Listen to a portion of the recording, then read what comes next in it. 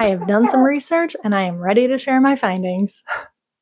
Alright, maybe I'm not a mad scientist, more like a mildly frustrated watercolor artist who got tired of her paintings looking like brown mush. But I did do the research, I tested everything, and today I'm walking you through the 7 reasons why your watercolors are turning out muddy, and exactly how to fix each one. Let's start with the most embarrassing one, because honestly, I am still guilty of this, even in the making of this very video. Your supplies are dirty. If your water looks like iced tea, your next wash is going to look like iced tea. It's that simple. But the real villain, a contaminated watercolor palette. And here's my personal nemesis, lemon yellow. I'll be painting a landscape, all those beautiful greens, and my yellow well picks up every bit of that green. Then the next day, I sit down to paint a soft peachy skin tone, and suddenly, homegirl's looking a little gangrene. That is not the glow I was going for.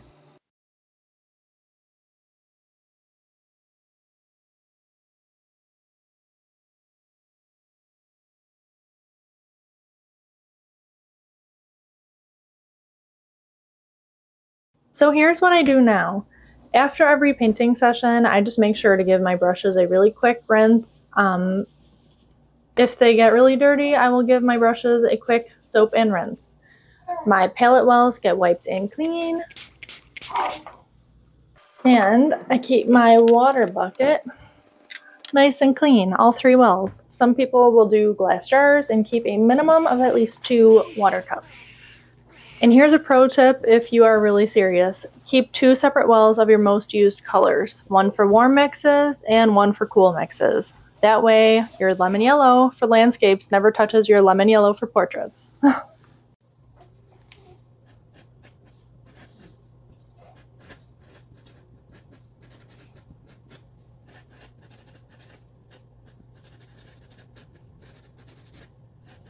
Okay, before anyone comes for me in the comments, yes, there is absolutely a time and place for mixing complementary colors. For moody, neutral, atmospheric paintings, absolutely gorgeous.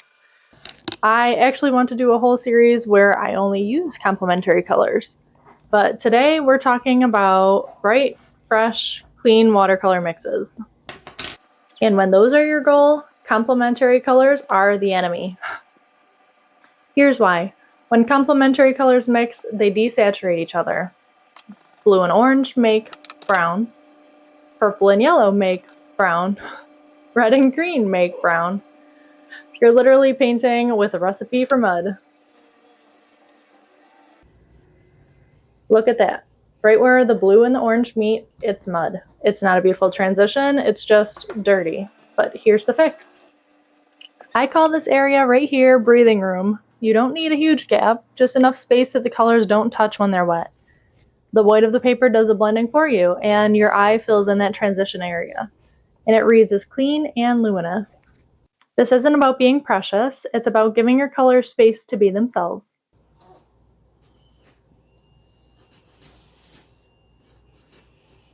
This one changed everything for me. You can have beautiful, clean, perfectly mixed colors, and your painting can still look muddy. How? Because all your values are the same. It's not ugly, but it's flat. Nothing pops. Value is just how light or dark something is, and if everything in your painting is the same value, your eye doesn't know where to look. Everything blends into everything else. That reads as mud, even if the colors themselves are clean. Here's the only tool you need. Your eyes. Squint at your painting. When you squint, you stop seeing color and you only see light and dark shapes. If your painting looks like one big gray blob when you squint, it's definitely a value problem. Now when I squint, I can actually read the shapes. The flower stands out from the background, the shadow gives it dimension. Nothing about the colors themselves changed, but only the values. Start every painting by asking, where's my lightest light and where's my darkest dark? If you can't answer those 2 questions, put the brush down, go back to the drawing board, and figure that out first.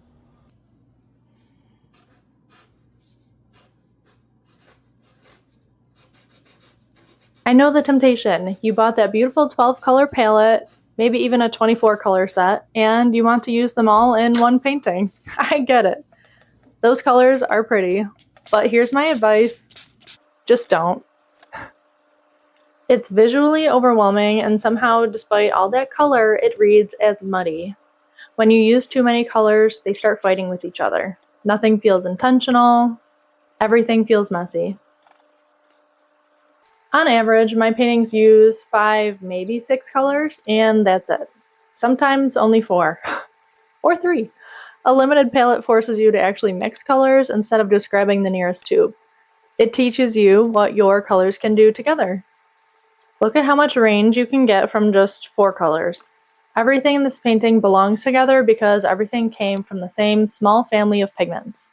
That natural harmony is what keeps a painting feeling clean.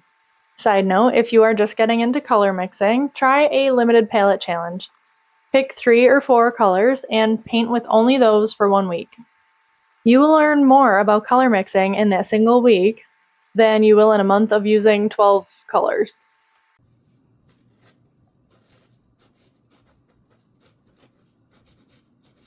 Guilty. So guilty. I am the queen of just one more little brush stroke.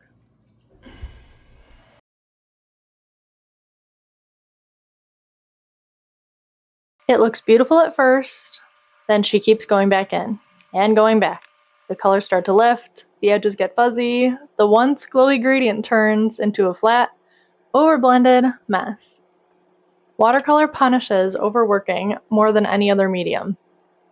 Every time you touch a wet area again, you're lifting pigment, disturbing the wash, and, you guessed it, creating mud. The colors that were sitting beautifully next to each other started mixing on the paper instead of on your palette. Here's the fix: know when to stop. Here's the hardest skill in watercolor, and I am still learning it, knowing when to put that brush down. Sometimes the best thing you can do for a wash is walk away. Let it dry completely, then come back and decide if it actually needs more work or maybe not. Half the time, it doesn't. That's it. I'm done. Is it perfect? No. But it's clean and it glows, and I didn't mud it up by fussing with it.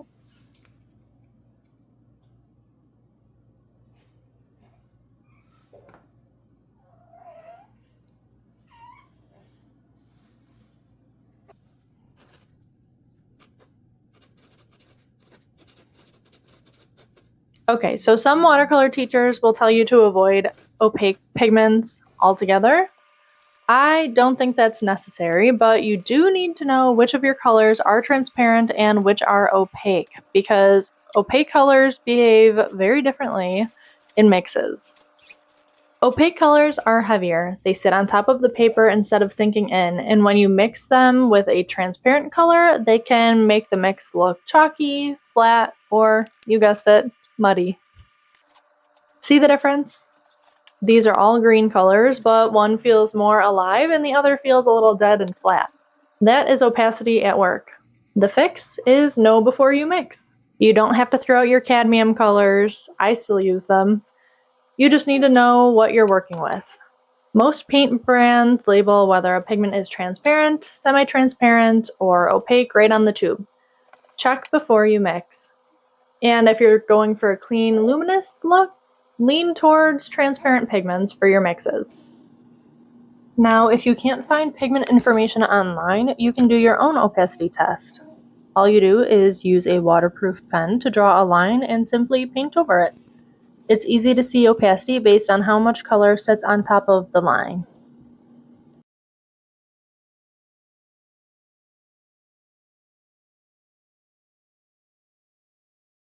This is the big one.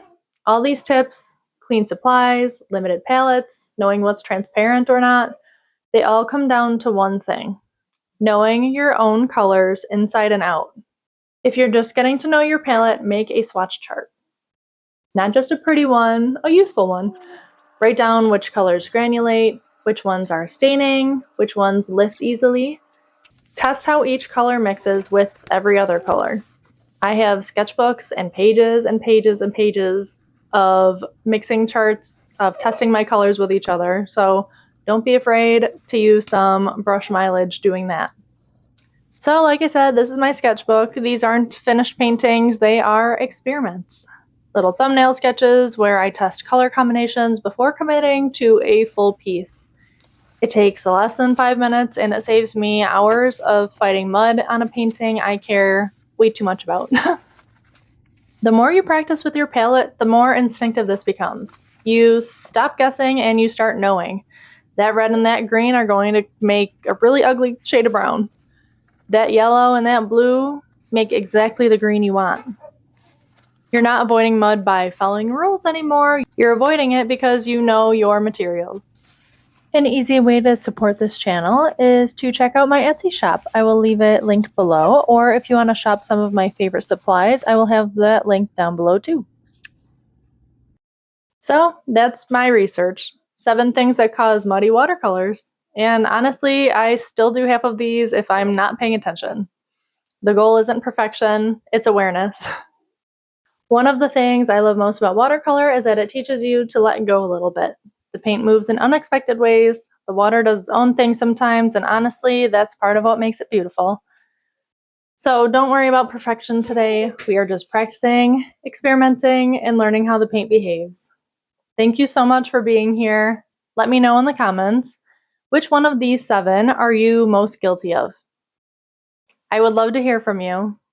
I will see you guys in the next one. Until then, stay creative, stay faithful, and stay rooted in grace. Bye, guys.